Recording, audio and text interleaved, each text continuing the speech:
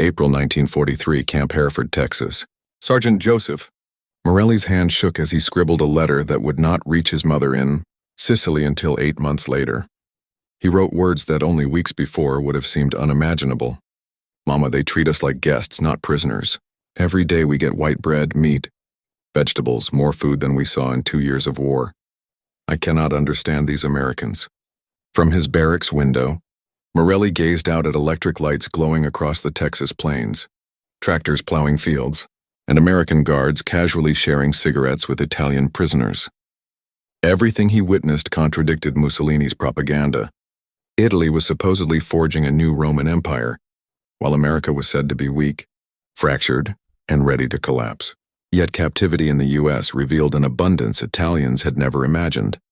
When the first Italian POWs arrived at Camp Hereford in April 1943, they joined the roughly 51,000 Italians who would be shipped to America.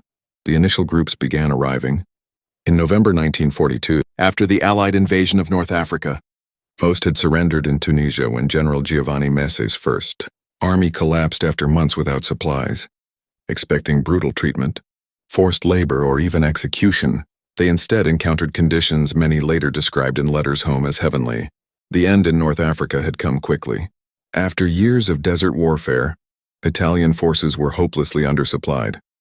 Their German allies treated them as expendable, while British and American forces pressed from both sides. Of the 275,000 Axis troops who capitulated in May 1943, about 50,000 were Italians. These men would form the backbone of the 51,000 Italians eventually housed in the United States after later defeats in Sicily and mainland Italy. The journey from battlefield, defeat to astonished revelation, began at the collection camps in Tunisia. American efficiency impressed them at once. Thorough medical exams, often the first real care they had received in years, were given. Fresh uniforms replaced the ragged ones held together with patches, but nothing shocked them more than the food: soft white bread, canned meat, sugar and coffee, and even chocolate. Transport across the Atlantic provided another stunning contrast. Liberty ships, mass-produced in numbers, Italy could not fathom, returned from Europe, carrying POWs instead of sailing empty. Up to 30,000 prisoners per month were shipped this way by summer. 1943, on board, Italians encountered radar equipment standard even on U.S. cargo vessels, technology they had only seen on advanced British warships. The mess halls astonished them further. Ice cream machines, limitless coffee, freshly baked bread, meat at every meal. American sailors tossed away food that Italians would have considered priceless. Arriving at ports like Norfolk, Virginia, the prisoners stepped into a world beyond their comprehension. The sheer scale of American ports, stretching miles, handling dozens of ships at once, was staggering. Electric cranes moved loads that in Italy required entire teams of laborers. Civilian life was equally shocking. Parking lots full of workers' cars, brightly lit streets and shops overflowing with goods long absent in Italy. Even the trains that carried them inland were luxurious compared to expectations. Instead of cattle cars, they rode in passenger coaches with padded seats, electric lights, and dining cars. Small American towns seemed impossibly prosperous, with electricity in every home, shops full of products, factories running around the clock, and even farms equipped with tractors. Camp Hereford, designated exclusively for Italians, soon became one of the main POW centers in Texas, housing 2,580 men, within a larger facility that held 360 prisoners overall. Conditions exceeded even Italian military standards. Heated barracks with electric lights, flush toilets, hot showers, and well-equipped hospitals containing modern equipment such as X-ray machines. To the Italians, it was nothing short of paradise. Meals were especially overwhelming. 3 full meals a day with meat, milk, vegetables, bread, and often dessert.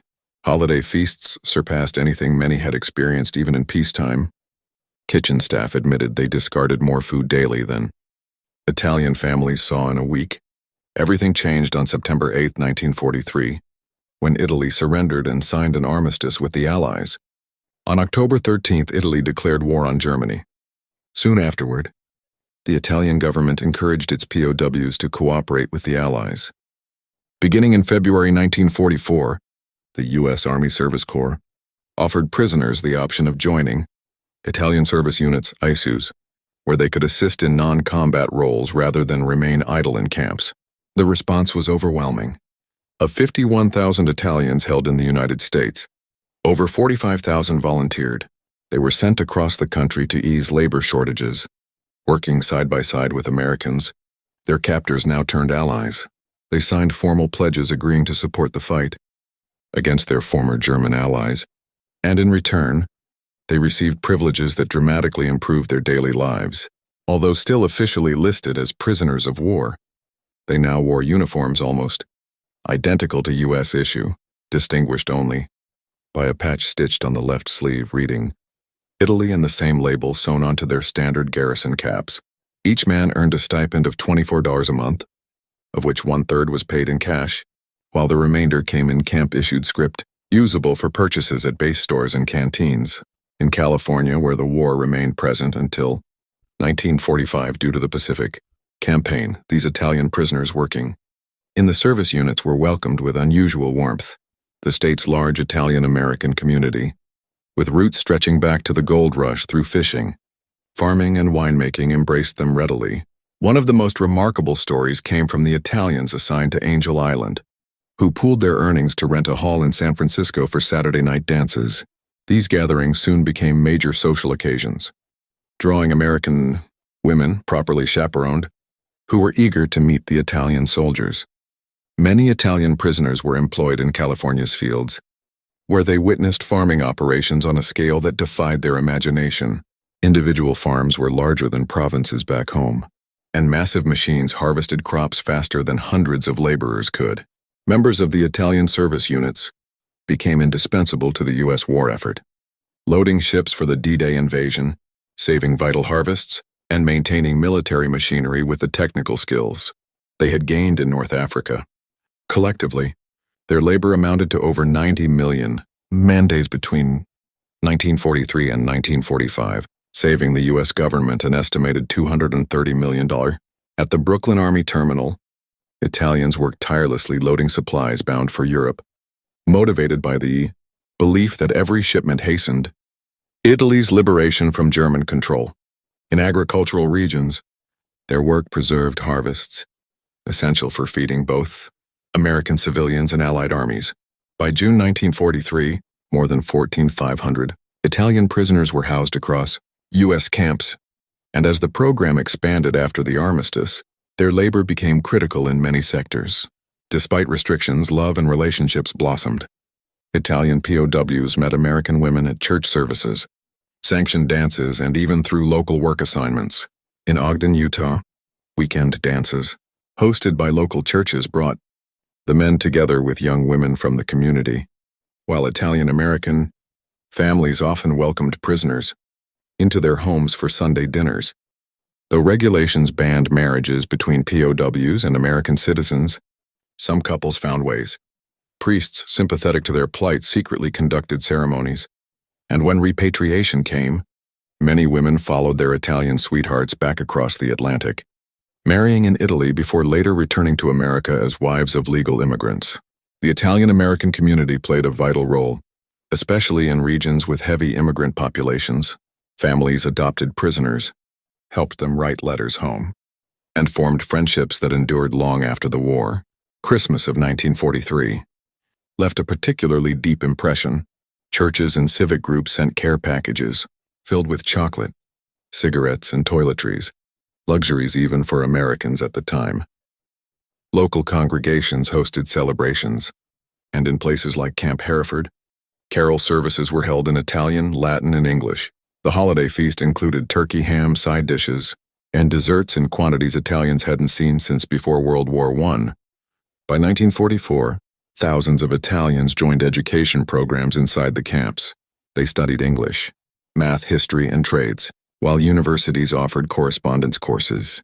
Recreation thrived. Camps screened Hollywood films, printed newspapers that evolved into thoughtful publications about democracy and Reconstruction, and fostered artistic expression. Italians built theaters, formed orchestras, and produced lasting works of art, murals, fountains, chapels, many of which still stand today.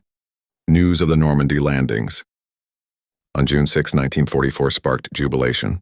Though these were their former enemies storming France, the Italians now saw them as liberators of their homeland. They worked with renewed energy, painting slogans like "Death to the Nazis" on cargo boxes destined for Europe.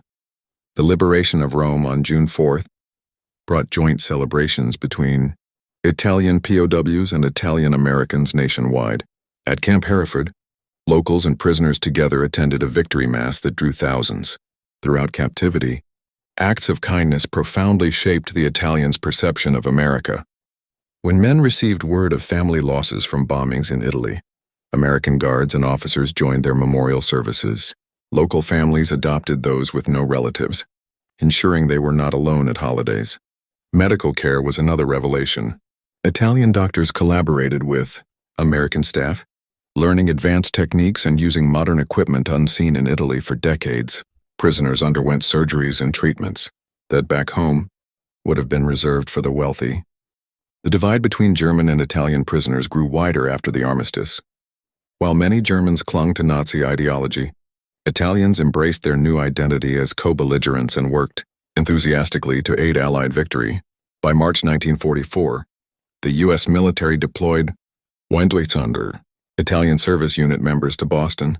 Initially housed at Camp McKay in South Boston, the Italian prisoners were met with cold suspicion from locals. The city's Italian-American residents worried that the POWs might tarnish their reputation for loyalty to the United States. Yet the mood shifted quickly. At the Boston port of embarkation, the Italians earned respect through hard work. They joined parish choirs, assisted at festivals, and introduced authentic Italian cooking to second-generation Italian-Americans who had never experienced traditional flavors. Tensions in South Boston eventually prompted the transfer of 1,300 service unit members to Peddocks Island in Boston Harbor. Life there offered greater freedoms. Trusted prisoners were permitted Sunday boat trips into Boston's North End, where they often shared meals with Italian-American families. Across the country, Italian POWs were astonished by the scale of U.S. agriculture and industry. In California's Central Valley, they saw individual farms producing more than entire provinces back home. Massive harvesters completed in hours what would take weeks in Italy. Perfect fruit was discarded over minor imperfections, and whole fields were plowed under to stabilize prices. This abundance and the casual waste that accompanied it left the men stunned. Workers threw away half-eaten meals, left electric lights burning in empty rooms, and drove cars daily. Such scenes were unimaginable in wartime Italy, where families barely survived on rations. The prisoners worked in fields and aboard fishing boats, earning $8 per month. Even this modest pay seemed generous compared to what they had known, and many carefully saved their earnings to send home after the war. Their presence left a lasting imprint on American culture. They introduced bocce ball to local communities, taught families how to prepare genuine pasta and pizza, and helped ignite what would later become a multi-billion-dollar food industry. Artistic contributions endured as well. Fountains, murals, and chapels built by POWs can still be found in dozens of locations.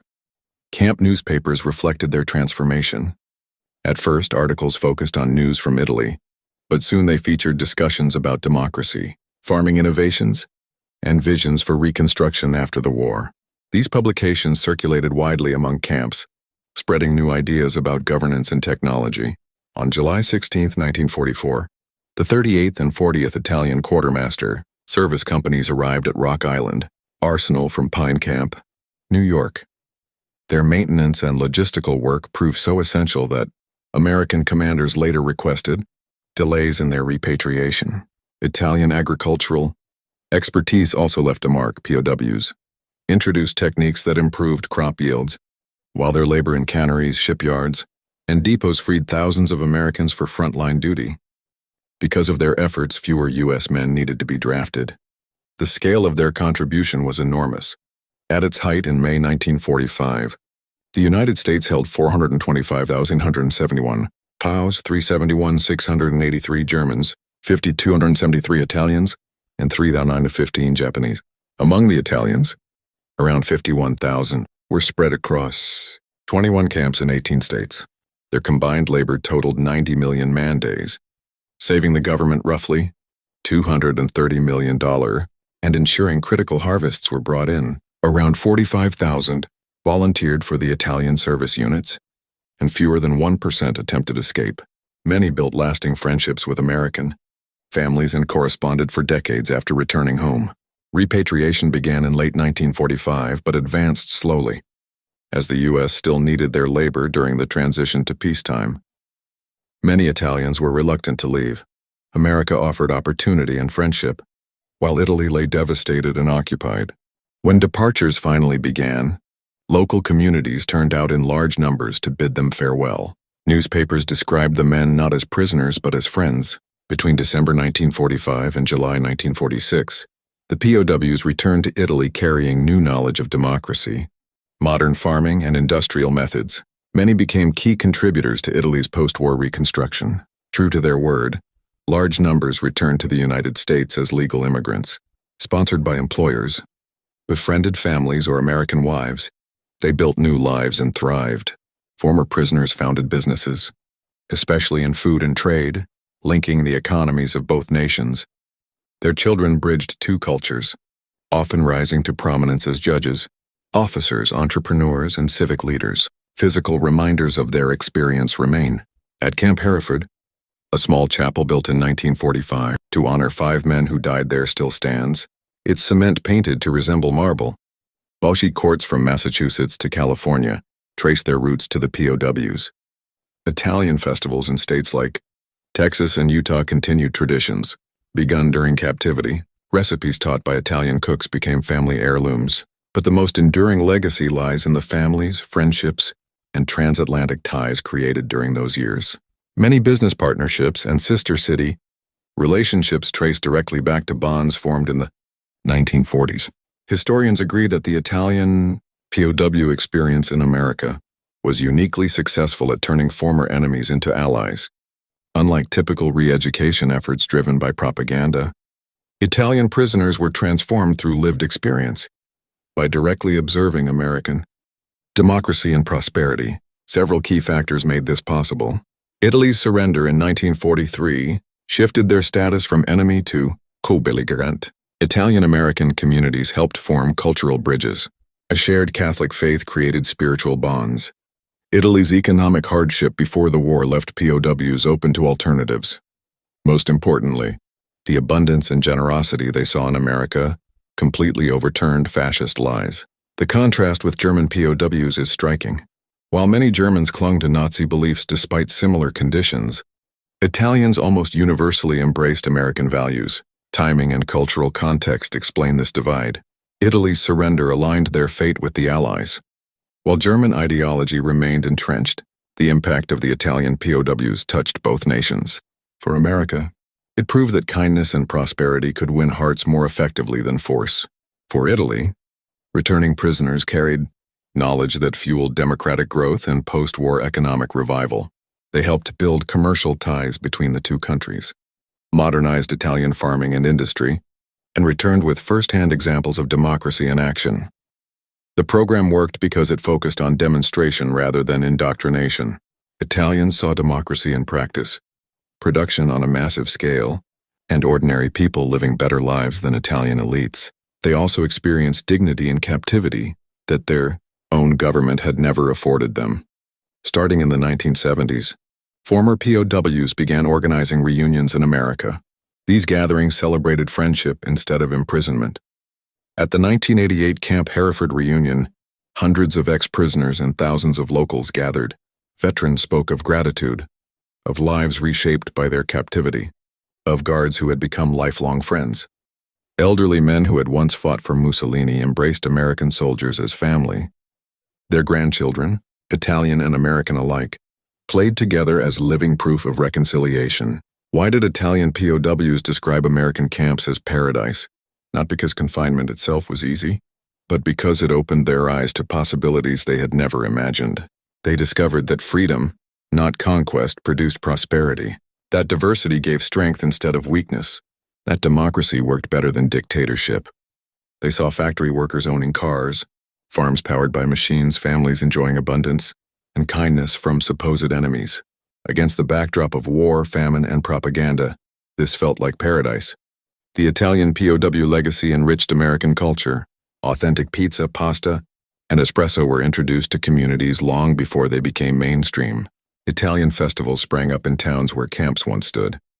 In California, wineries founded by former prisoners or their descendants blended Italian tradition with American opportunity. Even language was influenced, as many Americans picked up Italian words and expressions, strengthening cross-cultural exchange. Beyond their immediate labor contribution, 90 million man days, valued at $230 million, their presence built long-term economic and cultural bridges. Many returned as immigrants, starting businesses and strengthening trade. The knowledge they carried back to Italy shaped agriculture and industry, contributing to the nation's economic miracle of the 1950s and 1960s. Psychological studies later revealed extraordinary outcomes.